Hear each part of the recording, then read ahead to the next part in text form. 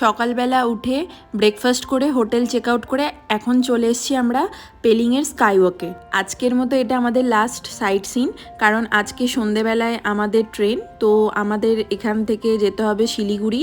আর পেলিং থেকে শিলিগুড়ি যেতে সময় লাগবে মোটামুটি 3 থেকে 4 ঘন্টা।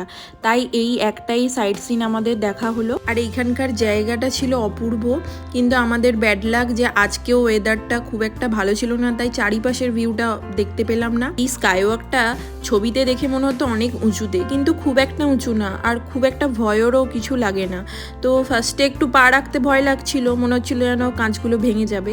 তারপর আমরা এখানে কিছুক্ষণ টাইম কাটিয়ে বেরিয়ে পড়লাম শিলিগুড়ির উদ্দেশ্যে, কারণ ট্রেনের ব্যাপার, রাস্তায় জ্যাম ট্যাম লাগলে তখন এক অসুবিধায় পড়া যাবে, সেই জন্য আমরা আগে ভাগেই বেরিয়ে পড়লাম। আর রাস্তায় একটা হোটেল দেখে আমরা লাঞ্চটাও সেরে নিলাম, আর তারপরে চলে এলাম শিলিগুড়ি। দেখা হচ্ছে পরের মিনি ব্লগে। টাটা।